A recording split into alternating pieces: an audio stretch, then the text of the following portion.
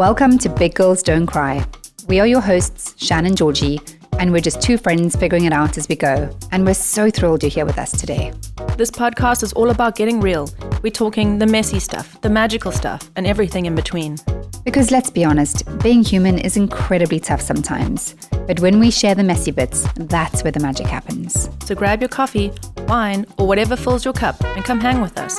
We'll laugh, cry, overshare, and probably trip over our words as we stumble through life's beautifully messy moments. And I mean messy. Messy. Messy.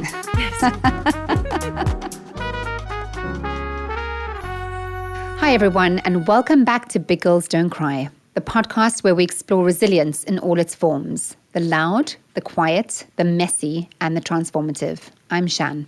And I'm Georgie. Today's episode is special because we're speaking with someone who embodies resilience, not just in their story, but in the way they show up for life every single day. Today we welcome my dear friend Natasha Dehesh. Natasha is a national board-certified functional medicine health and wellness coach. Woo, it's a mouthful. But beyond that, she's one of the most grounded, real, emotionally intelligent people I know. Natasha was born in Belarus, fled with her family to the south of Ukraine after the Chernobyl disaster, and eventually came to the United States in her early 20s, alone with $50. She worked as a waitress, slept in a car, and rebuilt her entire life from scratch. And now she's a mom of two, raising her kids in a completely different world, a safer, more stable, more privileged environment than the one she grew up in. And part of Natasha's magic is the way she keeps things honest and grounded, without layering guilt or shame onto her children's upbringing that was wildly different to hers. Her philosophy is that life can be messy, unpredictable, and unfair, but at your core, your inner stability doesn't have to be.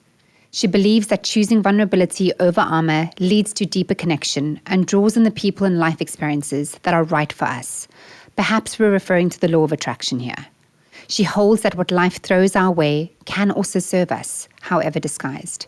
Natasha, I'm so happy you are here. I'm so excited. This is amazing. Thank you, Shan. It's so special to be here with you. I was born in Belarus, and my early life was, yes, full of instability.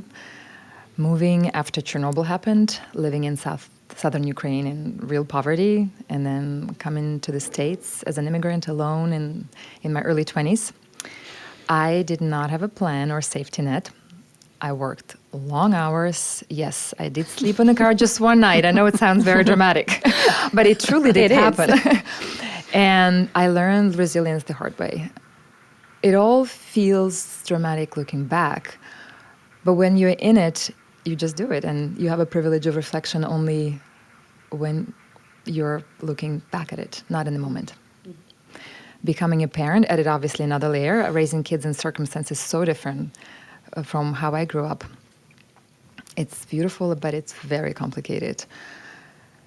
I feel grateful, but I also feel responsibility to keep things real for my kids without making them feel the guilt or to carry the weight of my story. So all of that eventually led me to wellness work, where I really enjoy helping people build sustainable, grounded, compassionate way of being. I'm excited to dive in all of this. Yes, and so are we. And we're totally ready to dive in now. So, Natasha, you've lived multiple lives before the one we see here today. If you had to describe the chapter you're in right now, today, not the Instagram version, the true one, what would you call it? There are many chapters that are pretty central, I guess, right now in my life. The themes are very central to my life. But if I were to pick one, it would be Unlearning resilience. Don't get me wrong, the way I grew up taught me so much and made me strong and taught me grit. And if there's an end of the world, you want me as your companion. I love that. Yes, please. I deeply honor that hardship. It gave me grit and discipline and adaptability. I would never erase that chapter. It makes me who I am. But now I'm faced with all the residue of this way of early life, and I'm unlearning resilience. I want to allow more vulnerability, let go of control, be able to rest and get help without guilt, which is a struggle. Yeah. And I totally relate to that. I mean, allowing yourself rest is quite a profound term, that it doesn't come naturally to us. No. It's something we almost are teaching ourselves, even at this stage, this late stage of the game, how to rest again. Tough cookies used to be a good thing. Yeah. Oh. It isn't anymore. Exactly. So Big did girls big do girls cry. Exactly. Right, along the same theme, can resilience and softness coexist? Or thought about in a slightly different way, is softness possibly actually a form of resilience? Yes, absolutely. It's so hard to learn when you're resilient. So yes, it is a way to it's a goal. It's something that you can work towards. Just like as in any coin, there's two sides. I think softness is one side and resilience is the other. Resilience saved my life. I grew up in deep instability and I had to adapt quickly and grow up early. In fact, I feel like I'm living my life backwards. I was an adult when I was born, or like an old person. And now I'm unlearning all of this. Like fun used to be difficult when I was younger, and now it's so much easier, so much more fun. My nervous system learned how to stay alert and always push forward and survive. But that kind of resilience was necessary then. It gave me grit, it gave me empathy, and the ability to build a meaningful life. But it has a shadow side. Oh, wait. That's a new term for me. What does that mean? Well, if you think over time, this type of resilience becomes armor. It keeps your nervous system mobilized at all times in waiting for danger, right? There's no more danger, but you're still activated. It teaches your body that safety comes from motion, effort, difficulty, right? And when you live like this long enough, presence becomes difficult. Rest feels unsafe, and stillness feels unproductive, even threatening. So when I talk about undoing resilience, I don't mean abandoning strength. It's always there. I mean teaching my nervous system that it's no longer necessary to operate in the survival mode.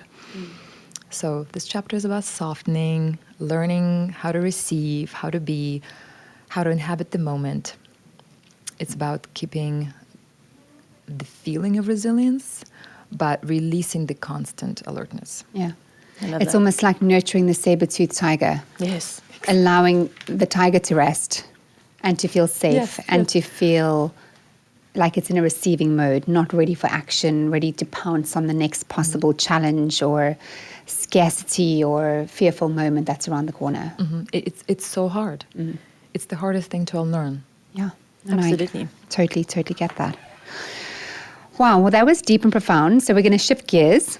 It's time for the lightning round with quick, short answers. Personally, my favorite part of the podcast, where we lean on our heart over our head. Instincts only, please no overthinking. Is it like tea versus coffee?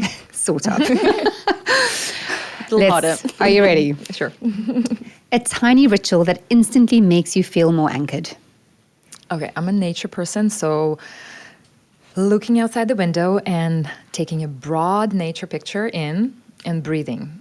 Like that feeling when you sit at the back of your spine and observe yourself observing, if you know what I mean. Got it. A belief about parenting you've completely changed your mind on. You mean all of them? Yep.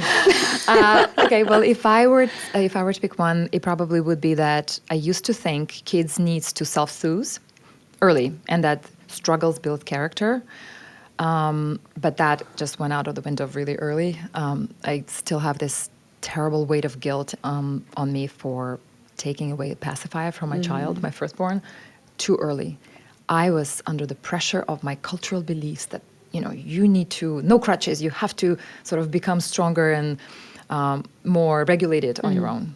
That was just the wrong thing to do. I know that now. Yeah. But I mean, given the story you've shared with us, it's very, very, very easy to understand and to get to the point where you felt that was necessary. Yes, I'm trying to think of myself as I did my best in those moments, Yep. right? But, yeah. Indeed. My personal favorite, if resilience had a texture, what would it feel like? Like chewing gum, rubber, definitely rubber. It to be resilient is, you think of it as being something like rigid, but it's not. It's stretchy. It's like flexible, accommodating your needs, adaptable at any moment. That's what makes you resilient, in my opinion. Yeah, like bouncing back. Yeah. Alrighty, my turn. Natasha, a habit you swear by that builds emotional strength. Pausing before reacting. Like you just did. It's, yeah. Okay. One wellness rule you think we should soften or actually just break in the name of real life with kids? Again, all of them. But drop the idea that your kids will never eat junk. Zero chance Thank you for can the make permission. every Yes. meal nutritious. It's impossible. But then can I add one more? I always feel like parents feel the pressure to model their behavior, and there's a sense of we need to be strong for the kids and show them how to regulate in front of them. But you can't avoid stress, and you lose your shit all the time. So we need to change attitude towards it and show the kids how exactly to handle it. Like model repair, not model the reserving the stress, right? We're all humans, so teach them to swim instead of putting that fence around the swimming pool. Yeah, we're not robots, right? Yeah. I got to teach my child to swim still. And if you could give every kid one resilient skill, what would it be? Growth mindset. It's a popular term these days. It's popular, we all know it's good. For you, mistakes equal learning, more mistakes, more learning, but we live in such an overprotective parental world. I'm guilty of it myself as much as I'm aware of it. But it's really, really necessary to have them fail and learn on their own and not to do things for them. I have one kid who easily welcomes that and the other kid who really struggles with it. Yeah. Thank you for that. Let's dive a little deeper and start from the beginning. Growing up between Belarus and South Ukraine, then uprooting your life to come here to the US, how do you think those early experiences shaped the person you are today? It made me who I am. From where I stand now, it's kind of hard to look back and believe that that's also was my life. But I wouldn't trade it for anything. The main thing I'm grateful for is this point of reference that it set for me. I'm so actively appreciative of everything and anything in my life, given how my life used to be. It's so much easier to be happier now, given that perspective. And that's where I struggle with raising kids in full abundance. There's no relation, not yet, and hopefully never for them. But the other side of that coin is not their reality. Right. Right. Exactly. All right, so I've never been to Belarus. Are you able to just tell us more about what it was like to grow up there? Well, I grew up in Soviet Union, so we were all the same. All of us had nothing. But, we lived in apartment buildings. People were very educated. The scarcity was mainly in variety of clothes. There weren't many, and foods. There weren't many. People grew their own foods when they could. But life was full of discipline. Life didn't allow exploration of self as much. You sort of always felt like you needed to be someone else for somebody else. So scarcity had just so many different shapes and colors. And Natasha, I remember just a quiet conversation we had one day. You mentioned to me that you've had to learn to get comfortable with having fun. Yes. That wasn't a part of your childhood. And usually when we think about our childhood, we assign thoughts of joy and freedom and lightness. But to have to learn to allow yourself to feel joy and have fun as an adult due to your upbringing, I'd love you to expand on that. Yeah, I mean, I wasn't entirely a robot when I was a kid. I'm sure I had fun, but overall my personal circumstances within the culture, within the countries that I've lived in, were maybe a little bit more grim at times. So I only realized that when I came to America at the age of 20 and I was working as a waitress. I was serious. And people were just, have fun, have fun, have fun. I was like, what is that phrase? How can I tell my mom that irritates me? This phrase irritates me. Like, there is no such phrase in the Russian language. It can't be translated. That alone just shows you that that's just not a value, right? So I was able to literally spend my entire life here in America. Now I've lived here more than I've lived there. Learning that. And I'm quite successful at this. I'm very... I can vouch for that. Yes, thanks. Thanks, Shan. I'm better, right? Talking about different childhoods, if you took a teenager from Connecticut today and placed them in Gomel, Belarus at that time, what do you think would shock them the most? Oh my goodness. All right. Examples from childhood. So as a young kid, you played outside with whatever little swing you had. I remember we would pick up glass from beer bottles. They used to be either green or dark brown or light color, right? Like transparent. And then you would find candy wrappers, which were everywhere as well. And then you would put the candy wrapper underneath the glass. You dig a hole in the ground and you kind of put it inside, and then you put soil on top, and then you find it, and it's like a little treasure. That's like one thing. Try having your iPad addicted child now. Yes. Go in that environment. Like, go entertain yourself in that way, right? Or talk about the danger of glass and whatnot. Yeah, I have more. Go ahead. Go, please. What more can we shock Connecticut with? Well, like the most extreme, I guess, part of my upbringing was when we moved to Ukraine. Chernobyl happened in 85. I was 86. I was 5 years old. And eventually we found a way to move to Ukraine. I'm not going to go into that story. That's complicated and interesting in itself. But we bought a tiny, tiny home at the seaside of Azov Sea, 1 block away from the water, so that iodine can clear radiation from the thyroid in myself and my sister. It was elevated at the time.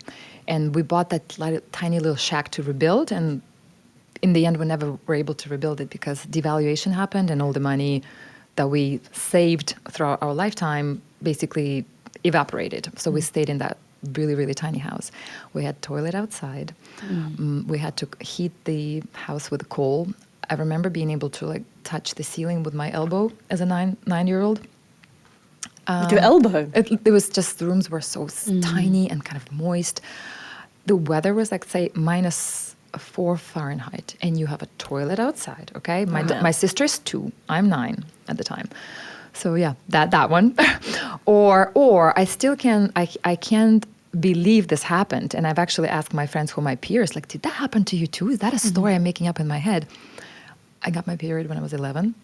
And I remember my mom cutting the sheets, huge sheets of like sleeping, what do you call like them? linen. Linen. And you'll fold them into these big, thick packs, uncomfortable. So you put them down there, and then you'll go to school, and inevitably they leak through. Yeah, I'm like, why was there no like last layer with plastic? And because there was no plastic. It didn't exist. The only plastic like item was the wrapping of the sausage, which wasn't even plastic. It's just the intestines of the animals. Anyway, so then you come home and you wash that piece of cloth, dry it, and repack it. This is your. And when my friend, who her dad was the chief of this big chocolate factory, so they went abroad, so they've seen the world, and she had a real pad, plastic pad wrapped into the wrapper. She gave me one, and I treasured it for years. I've had it in my bag, school bag, for literally a few years, because one day when I need it, I can use it. I think the problem is because my period began so early. Maybe 2-3 years later, they started to appear, but I went through that. That's crazy to think about it now. And you know that still exists in areas of Africa where we've spent time. It still exists that kids, well, girls are prohibited from going to school, not because the system says they can't, but because they're too afraid of leaking or embarrassment or shame, that they remove themselves from their week because of these things are no longer available or not available. Like you've been to this really, really vulnerable Well, places in they Africa. improvise and they try and use garments or whatever's available because it's also against their culture. There's a cultural aspect there which needs to be considered in terms of what they can actually use, what they're allowed to. And so it's really about ensuring that we're thinking creatively around what doesn't bump up against their cultural norms, what is permitted for these young girls, and how it keeps them on track to be educated in the absence of something that is so normal for us today, just a hop, skip, and jump across the Atlantic or elsewhere in the world. Right. Yeah. And if you skip a few generations, my grandma used to tell me they used moss from the forest, literally in the war. Yeah. That's it. Actually makes sense. Phenomenal. Better than sheets, I feel like. Yeah. Linen. Wow. Okay, so moving along, thank you for that incredible, incredible retell of what life was like in Belarus. I think any teenager, regardless of where they're from, would be in shock. Oh, I'm still shocked about the mosque. Moving along from the mosque. Speaking of children, we're raising your kids in a very different world than the one you grew up in. How do you hold that different baseline without passing on fear, guilt, and pressure? And what do you actually truly struggle with today? When you come from a background where safety and predictability weren't guaranteed, like I've said, nervous system learns vigilance. I'm very aware of that myself, and I'm intentional about not passing that fear forward. But I struggle with this sometimes. I'm certainly not perfect as a parent.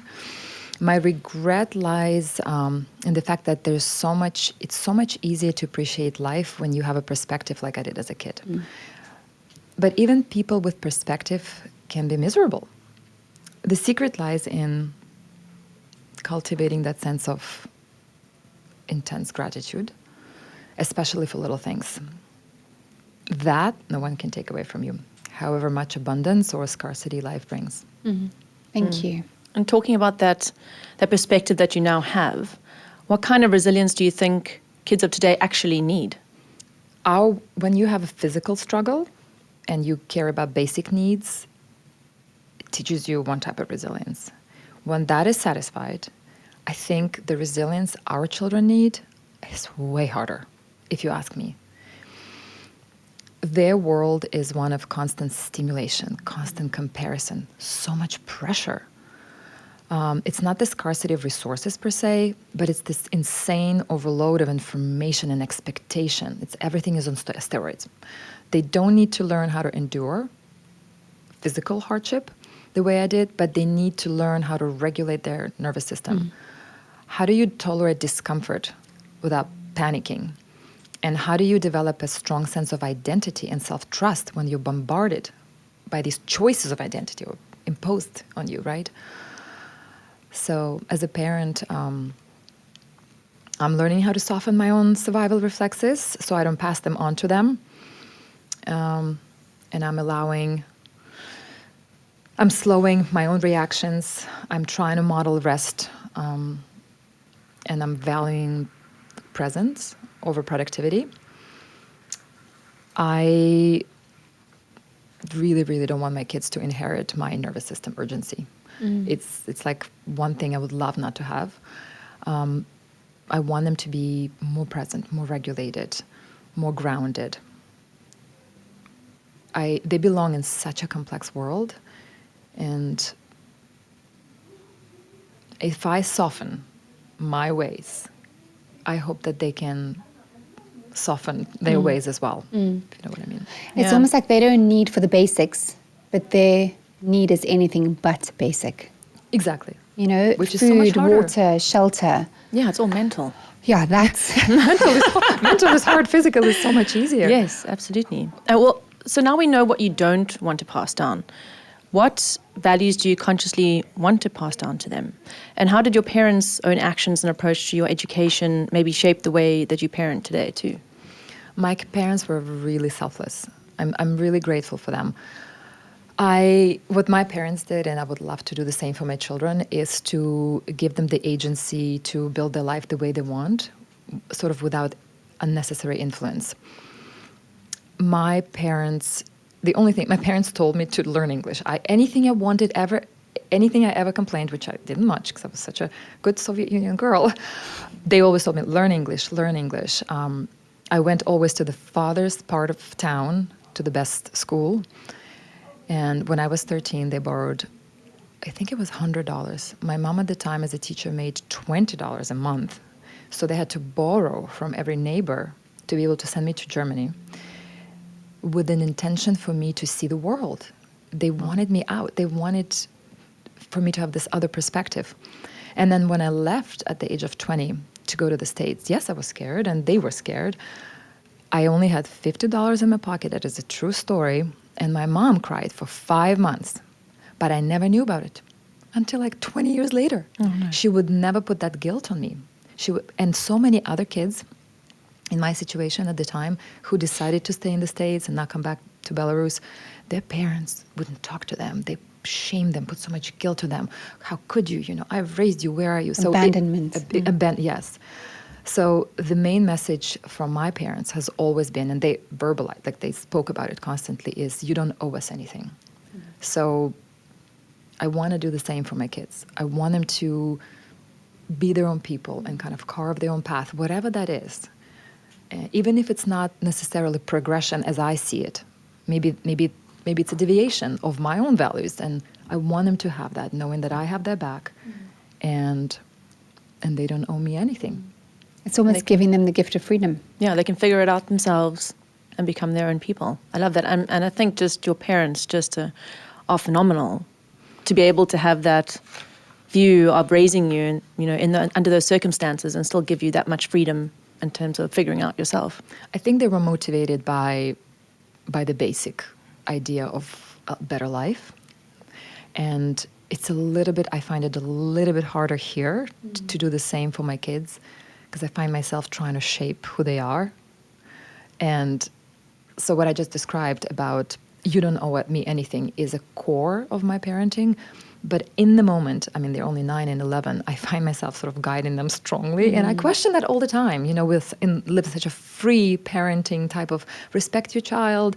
Child has their own identity, their own wishes. When I lived, it was like discipline. You do what kind of you're told. But within that discipline, to be able to give a child such freedom, I'm super grateful. I think there's also something to be said around not losing the guardrails of parenting in this free, your child has a louder voice than you will, that we're raising our children. Thank you. It's a real problem. We all misinterpreted the whole idea of that, right? Yeah. We see examples of Guilty that. myself. You've shared parts of your story before, working non-stop, sleeping in a car, even if for just one night. I think that's pretty profound, that most of us probably can't relate to.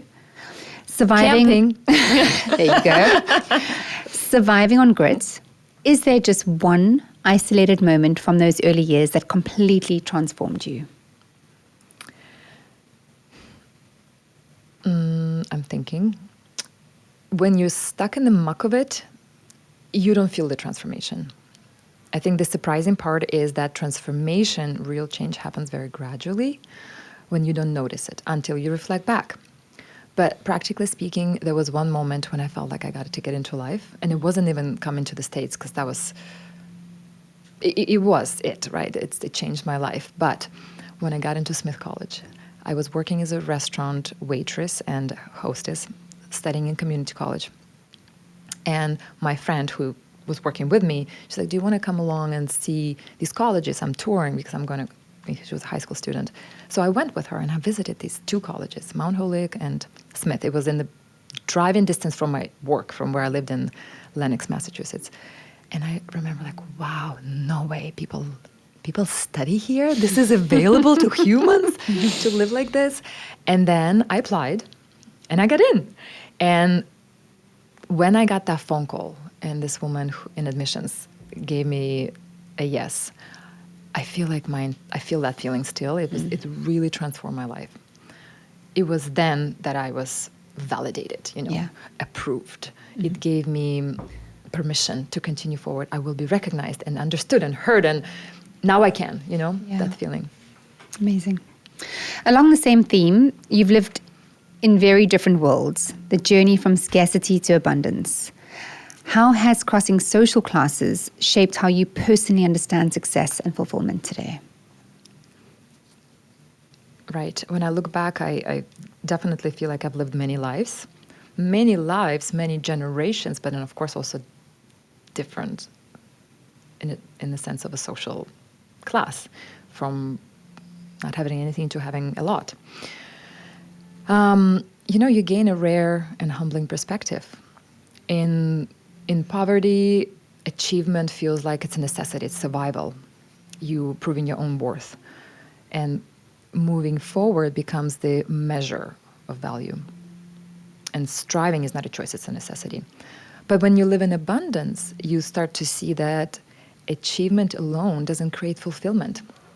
This is an illusion that a lot of times when people really don't have much, they look ahead and they think, well, when I'm there, I will be feeling this and that, but you won't. It's an emotion, it's not an arrival. You realize that what propels you forward is not what allows you to feel whole once you arrive. I feel like that is kind of the core idea.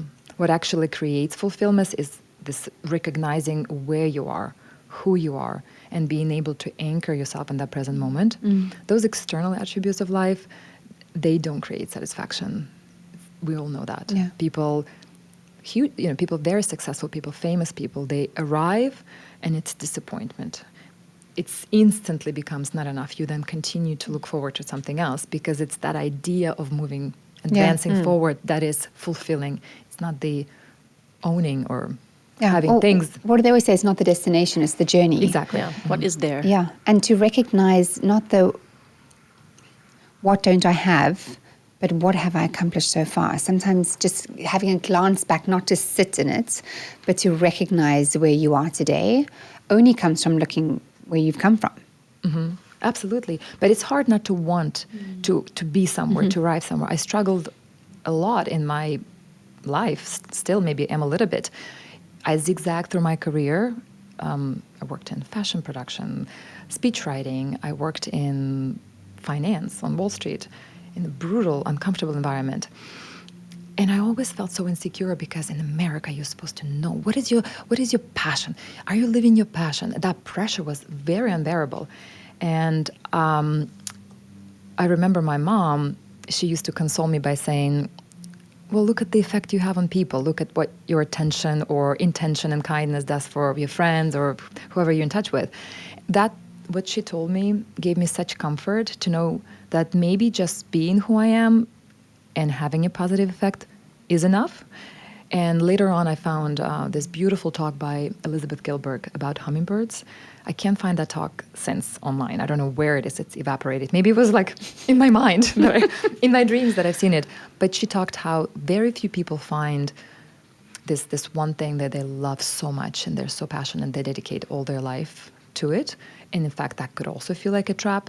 But most of us are hummingbirds. We fly from one flower to another flower to another flower. We learn different skills. We have small, meaningful contributions. It's not about one massive calling. And we're not most of us are not destined for one giant arrival. Because we also evolve as people. You know, who you are in your 20s is not who you are in your 40s. Exactly. Yeah. And so our needs change, our perspectives change, and therefore our roles likely change. Right. So holding on to the one thing that you have to be, it should be softened, right? Yeah. It should be flexible. You have to adapt as you Yeah, continue it's also forward. overwhelming, though, to try and think about that one thing that you are going to be or do. Yeah. Do you guys, have you felt that? Do you feel the pressure to... I'm sorry, I've just given her the evil eye here. Yes. Yes and yes and yes. Right? It's unbearable Yeah. unless you understand that you might be just in the little things. Maybe you're just talented in 1 million things and not massively talented in one humongous thing that you'll be recognized and given an Oscar for. Yeah. No, it's entirely fair. And I think it really is about also that term you kept bringing back for our kids today, being present.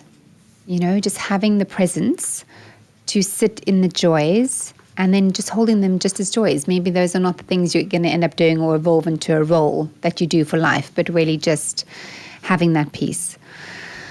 Right.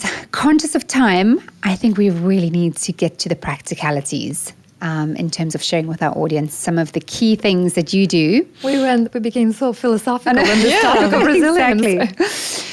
So, Natasha, for anyone listening who feels like they're in survival mode, something you know all too well about, whether that be emotionally, financially, or physically, what's the one, just one, please, I don't know how to do one. What is the one small thing they can do right now to feel just a little safer or less overwhelmed? You need to shrink your world down to what you can control today. That would be one. But I'd like to expand. Go. I'll be fast. I think using the next smallest step is the way to go. People get overwhelmed by big things usually, but if you break it down into tiny things, then it's just more doable. And I would say take care of your own well-being and nervous system. So regulate yourself, calm your body, and then do something, one little thing that can make tomorrow easier, and then ask for help. Like it's a trio. It can't be one. It has to be three things. So regulate, action, help. Yes. Nice. Got it. Okay, on the theme of one things, what is one mindset shift that helped you go from surviving to intentionally building the life that you have now today? Okay, for me, I think it's moving from that victim mindset, because when it's hard, you feel sorry for yourself, and you feel like life is happening to you, and you feel stuck in that feeling.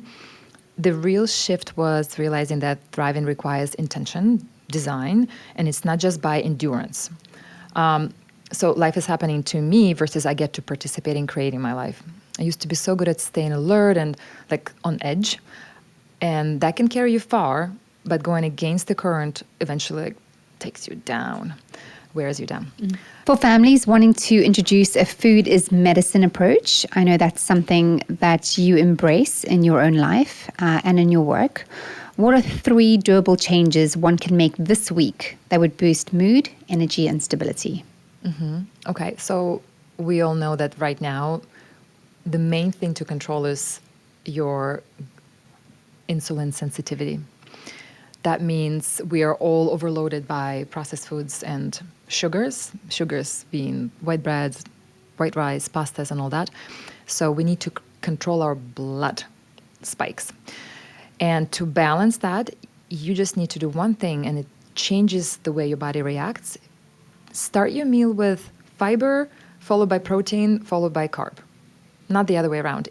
It makes a huge difference compared to if it's pasta and salad. It should be salad then pasta.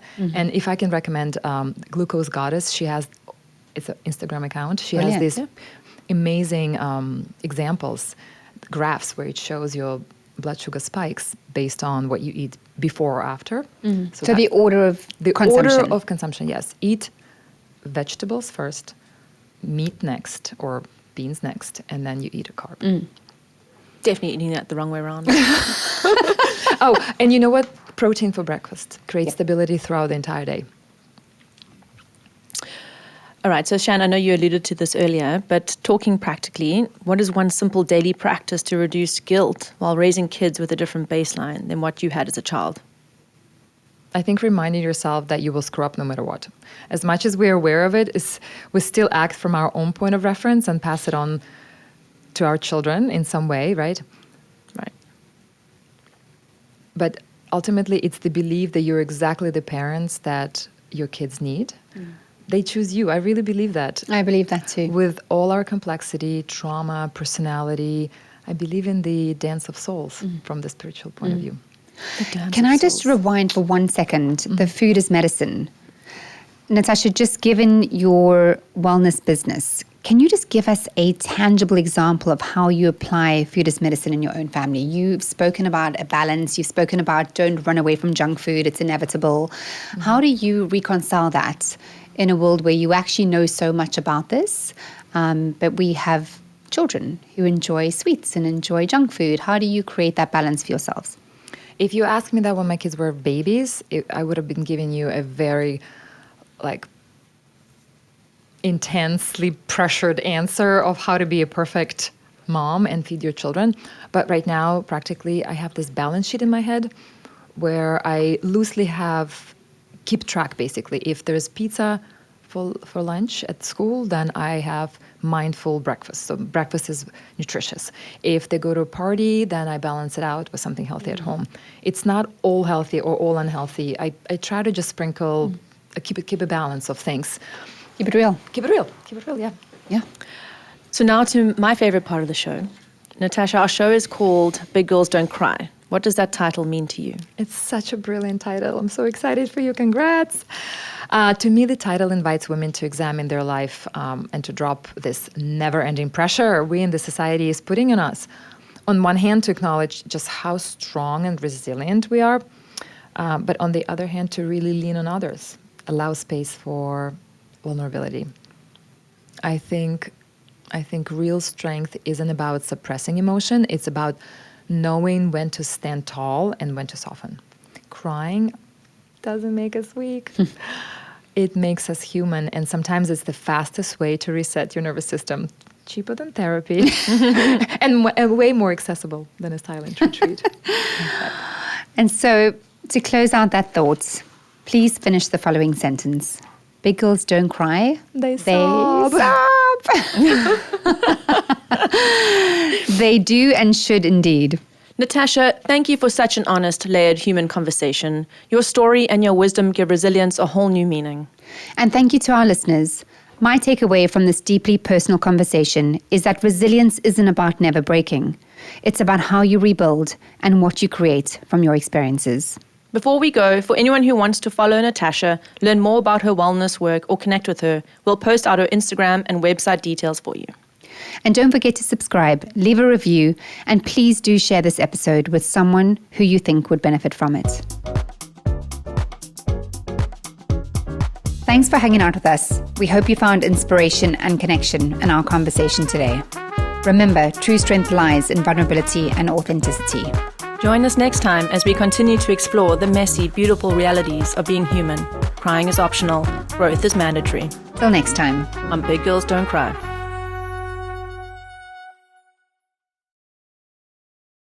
If you had to describe the chapter you're in right now, not the true one, I meant the true one.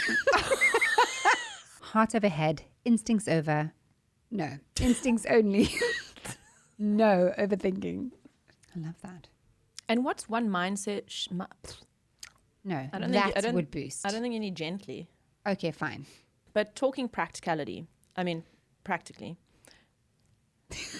Or both. Is it while raising kids with a different face than what you had as a child? Okay, so I'm You may saying say they.